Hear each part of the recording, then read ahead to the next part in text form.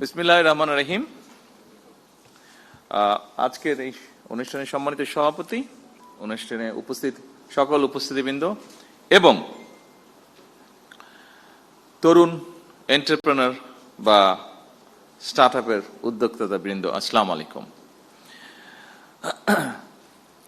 আমি একটু আগে ওখানে বসে চিন্তা করছিলাম যে আচ্ছা বলবোটা কি, যদিও আমার কাছে অনেকগুলো কথা লেখা আছে এখানে। আমি চিন্তা করছিলাম বলবোটা কি, এই জন্য চিন্তা করছিলাম যে আমার আগে যারা বক্তব্য রাখলেন এবং আমার যে এক্সামটা কিছুক্ষণ আগে হয়ে গেল, আমার মনে হয় মোটামুটি ভাবে সেখানে বক্তব্যের সবকিছুই চলে এসছে। জি, ভালো নাম্বারে পেয়েছি, থ্যাংক ইউ সো মাচ। তো এখন আসলে বলার বোধহয় খুব বেশি কিছু নেই, বলি যা বলার সেটা বলা হয়ে গেছে, এখন বোধহয় কাজ করার সময়। আপনারা যারা এখানে নতুন এন্টারপ্রেনার আছেন, উড বি এন্টারপ্রেনার আছেন, যারা এগিয়ে আসতে চাচ্ছেন, যারা কিছু করতে চাচ্ছেন, আপনাদেরকে একটা কথা আমি শুধু বলি, আপনারা যেটা করতে চাইছেন, it's not so easy, it's very difficult, কিন্তু আপনি পারবেন যদি আপনার ইচ্ছা থাকে। আমি আমার লাইফের একটু ছোট্ট একটু বিষয় তুলে ধরতে চাইছি। আপনাদেরকে নিরুৎসাহিত করছি না, আমি আপনাদেরকে উৎসাহ দিতে চাইছি। দেখুন, আমার লাইফে আমি ব্যবসা বাণিজ্য করেছি, যতটুকু ডিসেন্ট ভাবে বেঁচে থাকার জন্য প্রয়োজন আমি ব্যবসা বাণিজ্য করেছি। কারণ আমার লাইফে ব্যবসা বাণিজ্য শুরু করতে না করতেই আমি রাজনীতির সাথে জড়িয়ে যাই। দুটো জিনিস একসাথে চলে না, কিন্তু বেঁচে থাকতে হবে, সেই জন্য যতটুকু ব্যবসা বাণিজ্য করা প্রয়োজন ডিসেন্ট লাইফের জন্য আমি ততটুকু করেছি, বাকি সময়টা আমি আমার রাজনীতির জন্য দিয়েছি। এখানেই আমি ঠিক করে নিয়েছি যে এখানেই আমাকে এগিয়ে যেতে হবে। কিন্তু এই এগিয়ে যেতে গিয়ে একটা মানুষকে অনেক কিছুর ভিতর দিয়ে যেতে হয়। আমি গিয়েছি মানসিক নির্যাতন, আমি গিয়েছি শারীরিক নির্যাতন, বিভিন্ন রকম হিউমিলিয়েশন, বিভিন্ন রকম ফিজিক্যাল টর্চার, বিভিন্ন রকম যন্ত্রণার মধ্যে দিয়ে আমি গিয়েছি। অনেক ধৈর্যের পরীক্ষা দিতে হয়েছে। তারপরে আমি আজকে আলহামদুলিল্লাহ আল্লাহর রহমতে একটা জায়গায় এসেছি। আপনাদেরকে খুব সংক্ষেপে এটা বলার কথা অর্থ হলো, আপনাদেরকে এরকম অনেক কষ্টের মধ্যে দিয়ে যেতে হবে।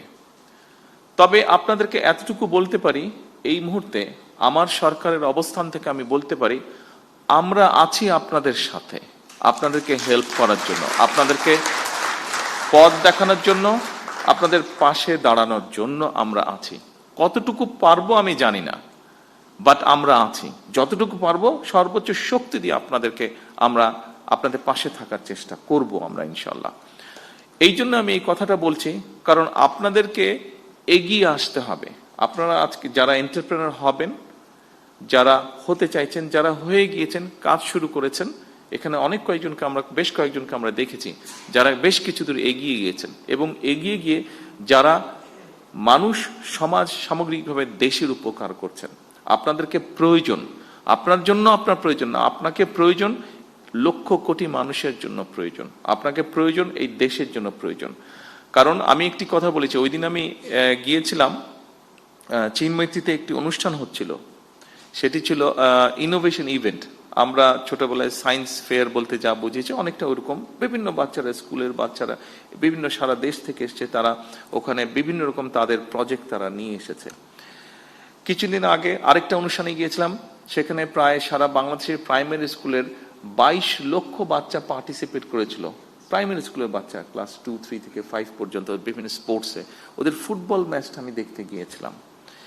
এই দুটো ইভেন্ট, বিশেষ করে এই দুটো ইভেন্ট দেখার পরে আমি অ্যাকচুয়ালি, যেহেতু আমি রাজনীতি করি, মাঝে মাঝে হয়তো হতাশ হয়ে যেতাম, বা এখনো মাঝে মাঝে কিছুটা, অনেক ক্ষেত্রে বেশি হতাশ লাগে। কিন্তু এই বাচ্চাগুলোকে দেখার পরে নিজেকে খুব কনফিডেন্ট মনে হয়েছে। এই জন্য কনফিডেন্ট মনে হয়েছে। আর আজকে যখন আপনাদের কতগুলো কাজ দেখলাম, আপনাদের কয়েকজনের বক্তব্য শুনলাম, তখন নিজের কনফিডেন্সটা আজকে আরো বেড়ে গিয়েছে। কারণ দেখুন, যেহেতু রাজনীতি করি, একটা তো আমার লক্ষ্য আছে, উদ্দেশ্য আছে।